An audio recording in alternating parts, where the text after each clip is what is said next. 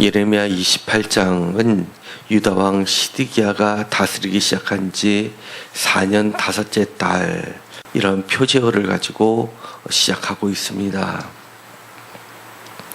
시드기야 왕은 마지막 왕입니다. 물론 이 시드기야가 끌려간 이후에 사실은 그 다음에 그달랴라는 왕이 또 있습니다. 그를 왕으로 볼 것이냐 아니면 왕으로 보지 않을 것이냐라는 그런 시각차는 있지만 사실은 그도 실질적인 왕이기도 합니다. 어쨌든 간에 유다 왕족의 다윗 왕족의 혈통만을 따지고 본다면 사실은 시드기야 왕이 마지막 왕이 되는 것은 확실합니다. 시드기야 왕이 다스리기 시작한 지 4년이라고 하는 이 말은 이 시드기야 왕이 최후 예루살렘 멸망을 목도한 해는 시드기야 11년입니다. 그러니까 얼마 남지 않았음을 우리가 보게 됩니다. 그런데 이때 28장을 이끄는 여러 가지 말씀들이 있지만 주요 모티브를 형성하는 것이 있습니다. 단어로 이야기하면 선지자, 그리고 인물로 이야기하면 2명의 선지자 이야기를 합니다. 한 명은 하나냐, 또 한 명은 예레미야입니다. 28장 1절에 선지자 하나냐가 여호와의 성전에서 제사장들과 모든 백성이 보는 앞에서 말하기를 시작합니다. 2절 만군의 여호와 이스라엘의 하나님이, 만군의 여호와 이스라엘의 하나님이라는 표현은 후대에 갈수록 공식적인 하나님의 명칭이 된 것입니다. 주목을 끼는 말은 이스라엘의 하나님 앞에 만군의 여호와라는 말이 들어가 있습니다. 이 이야기는 이스라엘만의 하나님이 아니라 그들을 위협하고 있는 느부갓네살 왕도 다스리고 있는 하나님이라는 이야기입니다. 그렇기 때문에 이들이 믿고 고백하고 하나님 앞에 붙여 쓰는 이 타이틀은 우리가 하나님을 잘 섬기면 그들의 적도 하나님 손에 있다는 것을 내포하고 있는 신앙 고백입니다. 그렇기 때문에 아마 이 이스라엘의 하나님이라는 말보다 사람들의 마음을 움직였던 하나님은 만군의 여호와라는 그 앞에 붙였던 이런 타이틀이었을 겁니다. 그렇기 때문에 모든 성전에 들어오는 사람들과 제사장들과 백성들 앞에서 선포하는 이 말, 내가 바벨론 왕의 멍에를 꺾었느니라, 두 가지식으로 그렇게 간결하게 이 선포하는 말 그 자체보다도 만군의 하나님이기 때문에 이런 일도 충분히 가능하리라는 희망을 표현하고 있는 말이기도 합니다. 이곳에서 빼앗아 바벨론으로 옮겨간 3절에 여호와의 성전 모든 기구를 그것도 2년 안에 구체적인 날짜를 명하여서 2년 안에 다시 이곳으로 되돌려 오리라. 뿐만 아니라 4절에 또 유다의 왕 여호야김의 아들 여고냐는 바로 시드기야 왕의 바로 전의 왕입니다. 끌려갔던 여고냐와 바벨론으로 간 유다 모든 포로까지도 이곳으로 돌아오게 만들겠다. 그것도 2년 안에. 얼마나 감격스러운 이야기입니까? 다시 한번 강조합니다. 이는 내가 바벨론 왕의 멍에를 꺾을 것임이니라. 앞과 뒤를 싸고 있는 말입니다.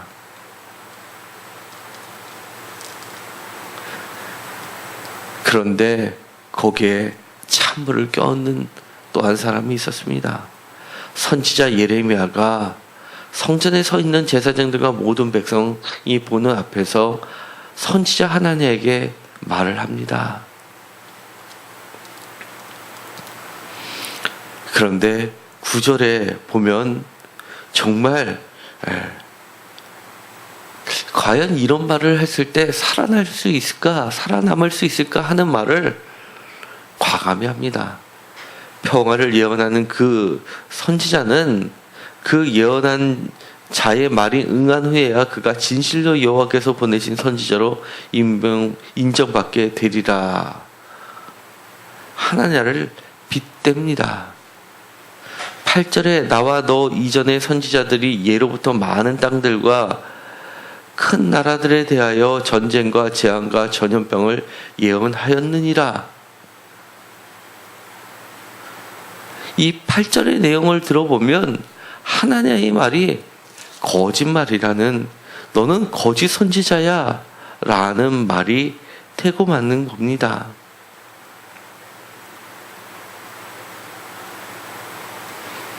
그리고 나서는 다시 논란의 말이 붙습니다. 지지 않습니다. 11절에 다시 하나냐가 나타나서 바벨론 왕 느부갓네살의 멍에를 이와 같이 꺾어버렸느니라 라고 하면서 무엇인가 구체적으로 말로 꺼내는 것이 아니라 이 쇼잉을 합니다. 그러면서 이와 같이 라고 하면서 이 멍에를 실제로 꺾어 버립니다. 나무로 된 멍에를 꺾어 버립니다.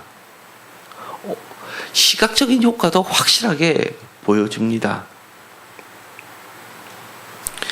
선지자들은 말로만 하는 사람들이 아니라 성경에 보면 이렇게 행위 선지자, 요즘 말로 하면 행위 예술가처럼 그렇게 괴이한 행동들을 많이 했습니다. 예를 들어서 에스겔 선지자도 한쪽으로 누워서 하는 모습들, 아니면 머리카락을, 아니면 수염가락을 깎아가지고 공중에 뿌리는 재앙의 표현을 표현한 그런 모습도 있었고, 많은 이런 행위들을 통해서 하나님의 모습들을, 하나님의 메시지를 효과적으로 전달하는 선지자들이 많았습니다. 그래서 많이들 선지자 하면 미친놈들이다 라는 표현들도 과감히 썼던 겁니다. 예를 들어서 열왕기하 9장 11절에 보면 예후를 찾아가서 기름을 붓는 그런 선지자 그룹을 보면서 이렇게 이야기하는 장면이 나옵니다. 열왕기하 9장 11절에 예후가 나와서 그의 주인의 신복들에게 이르니 한 사람이 그에게 묻되 평안하냐, 그 미친 자가 무슨 까닭으로 그대에게 왔더냐 대답하되 그대들이 그 사람과 그가 말한 것을 알리라 하더라 라고 대답하는 장면이 나옵니다. 그때 그 미친 자라는 표현을 씁니다.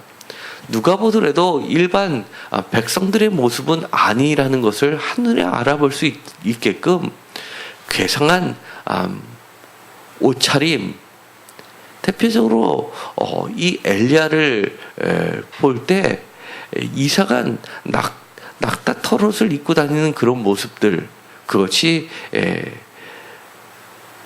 세례요한에까지도 이어지는 그런 것들을, 전통들을 알 수 있습니다. 뿐만 아니라 사무엘 시대 때도 노래하면서 내려오는 집단들, 그러니까 지나갈 때 보면 사람들이 단순히 노래하는 그런 노래 차원이 아니라 매우 시끄럽거나 아니면 괴상만식한, 그리고 알아들을 수 없는 그런 황홀경에 빠진, 무엇인가 마치 엑스타시를 먹고 나서 그렇게 휘청휘청하면서 그런 모습들을 흔히 볼 수 있었던 겁니다. 열왕기상 18장 29절에 보면 엘리야와 바알의 선지자들이 싸울 때도 이런 말을 합니다. 놀리는 말에 이렇게 이와 같이 정오가 지났고 그들이 미친 듯이 떠들어 저녁 소재 드릴 때까지 이르렀으나 아무 소리도 없고 응답하는 자나 돌아보는 자가 아무도 없더라 할 때도 미친 듯이라는 이야기가 나오는 건데, 그것도 또한 선지자의 모습을, 물론 여기서는 바알의 선지자이긴 하지만 선지자들을 하면 대표적으로 그렇게 일반 사람들의 행위하고는 뭔가 다른 그런 모습들을 이야기할 때 미친이라는 소리를 많이 했던 겁니다. 예레미야에게도 그런 말들을 했습니다. 예레미야서 29장 26절에 보면 여호와께서 너를 제사장 여호야다를 대신하여 제사장을 삼아 여호와의 성전 감독자로 세우심은 모든 미친 자와 선지자 노릇을 하는 자들을 목에 씌우는 나무고랑과 목에 씌우는 쇠고랑을 채우게 하심이언을이라는 표현 속에서도 예레미야에게 선지자 노릇을 한다, 아니면 이렇게 미친 자다라는 표현을 쓰는 것을 보게 됩니다. 29장 27절에는 보다 명확하게 예레미야를 선지자 노릇이라는 표현을 쓰게 됩니다. 이제 내가 어찌하여 너희 중에 선지자 노릇을 하는 아나덧 사람 예레미야를 책망하지 아니하느냐. 28절에 그가 바벨론에 있는 우리에게 편지하기를 오래 지내리야 하리니 너희는 집을 짓고 살며 밭을 일구고 그 열매를 먹으라 하셨다 하니라 라는 말 다음에 나올 때 이 미친 자와 선지자 노릇을 하는 자를 묶어서 이야기를 했던 겁니다. 그렇기 때문에 이런 예레미야가 하나님의 말씀을 전할 때 단순히 점잖게 말을 한 것이 아니라 사람들의 마음속에 각인시키기 위해서 온갖 괴이한 행동, 그리고 매우 과장된 표현과 과장된 말을 함께 섞어서 이야기하는 것들이 보통의 선지자들의 말투, 모습, 행위, 이런 것들이 미친 자의 모습처럼 보였던 겁니다. 왜 그랬을까요? 그것은 하나님의 뜻을 보다 더 확실하게, 그리고 듣는 사람도 오래 기억되기를 간절히 바라는 마음이었던 겁니다. 그런데 단순히 그거는 예레미야를 하나님의 말씀으로 받아들이지 않고 그야말로 미친 자의 말로 받아들였기 때문에 그들은 한없이 잘못 갔던 겁니다. 그런데 12절에 보면 또다시 아주 재미난 표현을 이제는 붙여서 이야기합니다. 11절에 예레미야가 자기의 길을 갔을 때 다시금 여호와의 말씀이 예레미야에게 임할 때 그때 했던 12절의 앞에 부분의 말이 12절에 있었던 말이 예레미야 29장 전체를 흐르는 말을 그렇게 잘 표현하고 있습니다. 선지자 하나냐가 선지자 예레미야의 목에서 멍에를 꺾어버린 후에, 이 말은 앞에 있었던 말 그리고 이 뒤에 이르는 말들을 아주 선명하게 나란히 적고 있습니다. 선지자 하나냐가 선지자 예레미야의 목에서 멍에를 꺾어버린 후, 선지자라는 말을 공이 쓰고 있습니다. 선지자 하나냐가 선지자 예레미야의, 사실은 여기서 보면 전체적으로 보면 하나냐는 거짓 선지자, 예레미야는 참 선지자입니다. 예레미야서 27장 9절에 보면 이렇게 되어 있습니다. 너희는 너희 선지자나 복술가나 꿈꾸는 자나 술사나 요술자가 이르기를 너희가 바벨론의 왕을 섬기게 되지 아니하리라 하여도 너희는 듣지 말라. 10절 그들은 너희에게 거짓을 예언하여 너희가 너희 땅에서 멀리 떠나게 하며 또 내가 너희를 몰아내게 하며 너희를 멸망하게 하느니라. 여기서 보면 선지자라는 말을 쓰지 않고 너희 선지자 또는 거짓 선지자, 복술가, 꿈꾸는 자, 술사, 요술가라는 말로 명확하게 표현을 합니다. 그래서 29장 12절을 표현할 때는 거짓 선지자 하나냐가 또는 하나냐가 또는 너희의 선지자, 이런 식으로 표현해서 선지자 예레미야와 뭔가 차별을 둬야 될 텐데, 여기에는 똑같이 선지자 하나냐가 선지자 예레미야라는 말을 표현해서 이 앞에부터 이어지는 선지자 이야기를 계속하는 겁니다. 하나의 넌센스를 일으키는 겁니다. 하나의 코미디처럼 들려지는 것이 됩니다. 얼마나 혼탁한 세상이라는 것을 이야기해 주는 겁니다.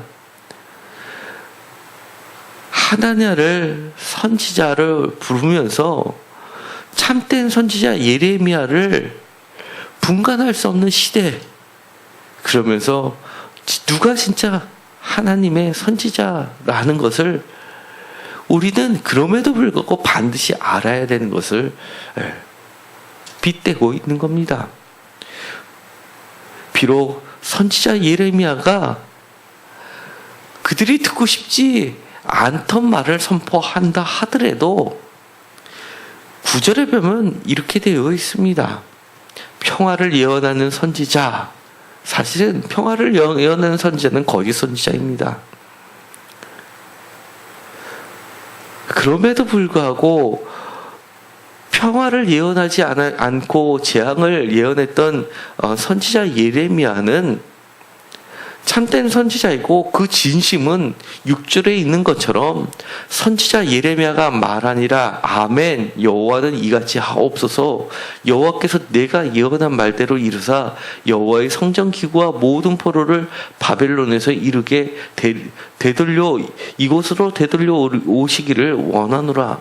이것이 진정한 하나님의 참뜻이기 때문에 이렇게 하려면 먼저 재앙이 선포되고, 재앙을 통해서, 그리고 70년의 기간을 통해서 모든 사람들이 하나님만을 바라보는 것을 비로소 배우게 된 이후에 이런 일이 벌어진다는 것을 이야기하는 것임에도 불구하고 그들은 그 소리를 듣지 않았던 겁니다. 자신의 소리를, 자신들의 희망사항을 얘기한다고 하나님의 뜻이다 라고 이야기하는 그들을 하나님은 이렇게 이야기를 하는 겁니다.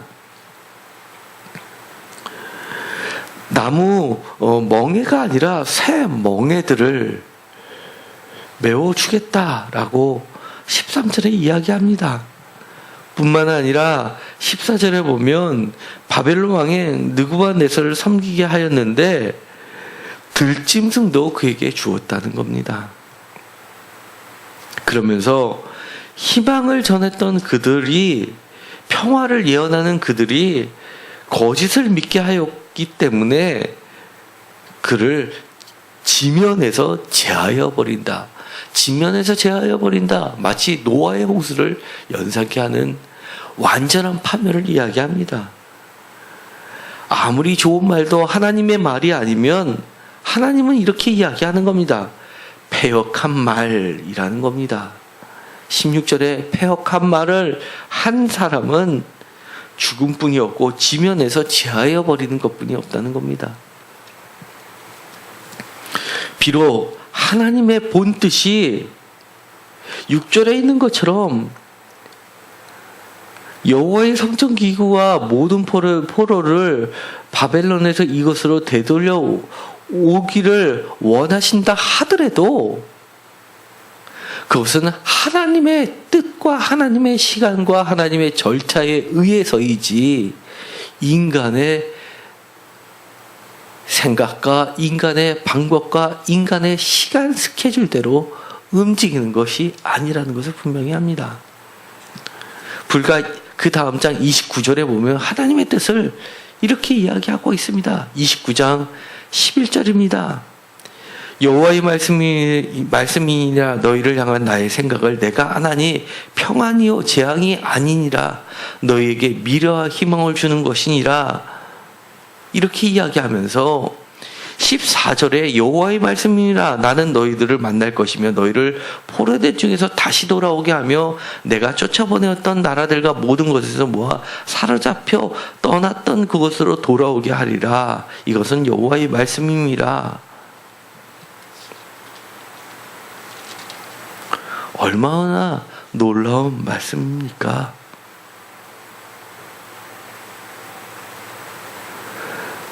하나님께서 그렇게 하시겠다는 본뜻이 있음에도 불구하고 지금은 그들의 말이 패역하다는 겁니다. 선우가 하나님 앞에서는 분명한데도 불구하고 그것을 뒤집어 놓으면 그것은 패역한 말이 되고 마는 겁니다. 혹시 우리가 참된 선지자도 패역한 선지자로 우리가 만들고 있지는 않습니까? 참된 말을 하는 사람은 미친 자요. 어찌 살려두겠느냐? 예레미야서 29장 27절부터 29절처럼 예레미야를 살려두면 안 된다고 그렇게 선지자 노릇을 하느냐? 미친놈아 라고 우리가 그렇게 참된 선지자들을 지면에서 쓸어버리고 있지는 않습니까? 하나님은 그런 자들을 지면에서 쓸어버리겠다고 우리로 이야기하고 있는 겁니다. 지금 이 땅에 선지자 하나냐와 선지자 예레미야는 섞여 살고 있습니다. 우리가 진정한 평화가 무엇인지 하나님의 길이 아니면 11절에 있는 것처럼 선지자 예레미야가 자기의 길을 떠나버리고 그들과 함께하지 아니하고 또한 13절에 있는 것처럼 하나님이 너는 가서 라고 하면 다시금 하나님의 길로 가야 되는 사람들이 바로 우리들인 겁니다. 우리들은 세상의 조류에 흔들리는 자, 세상의 조류대로 따라가는 자가 아니라 오로지 올곧이 하나님의 말씀만을 따라가는 자들이 우리들의 존재 이유입니다. 비록 우리 목에 새 멍에가 걸린다 하더라도, 비록 우리 앞에 들짐승들이 날뛴다 하더라도, 들짐승은 그야말로 들짐승처럼 들리거나 실제로 들짐승일 수도 있지만 예수님께서 이야기하시는 것처럼 비유적으로 해석될 수도 있습니다.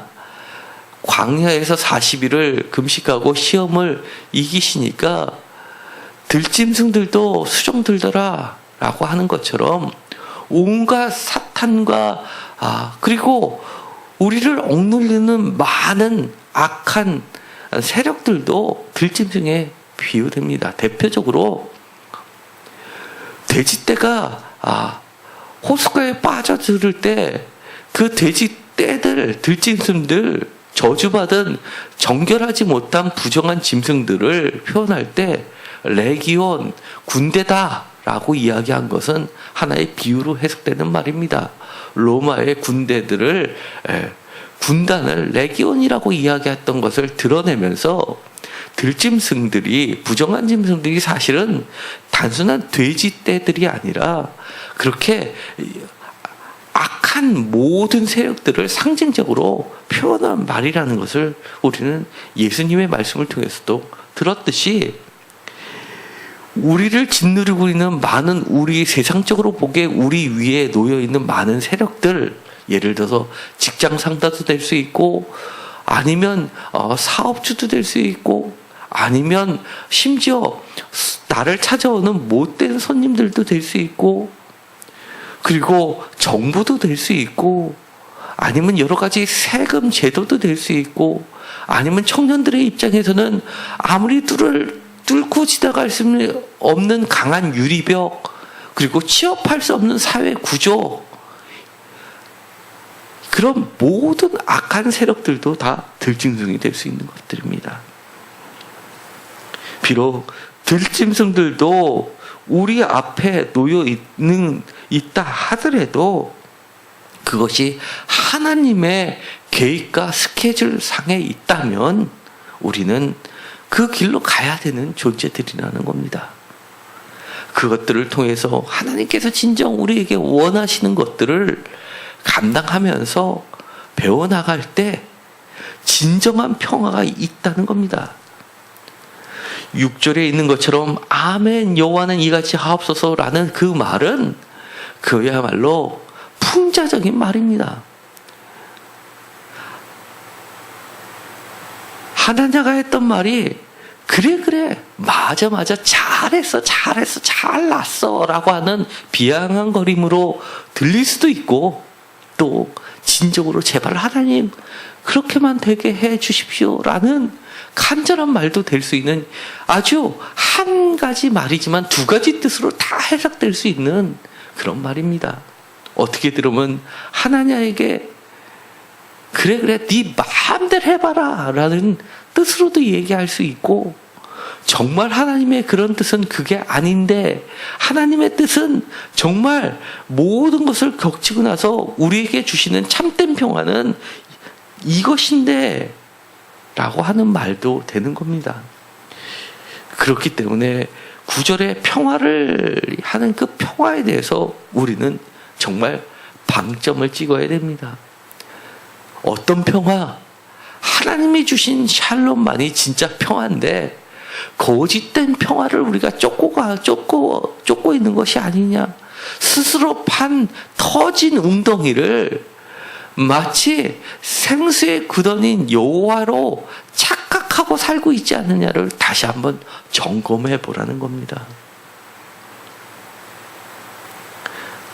그렇기 때문에 이 바벨론 왕 느부갓네살을 섬기게 하겠다라는 24절의 말은 정말 27장하고 비교하면 충격적인 말인 겁니다. 6절에 이제 내가 이 모든 땅을 내 종 바벨론의 왕 느부갓네살의 손에 주고 또 들짐승들을 그에게 주어서 섬기게 하였나니 라는 말을 반복하고 있는 겁니다.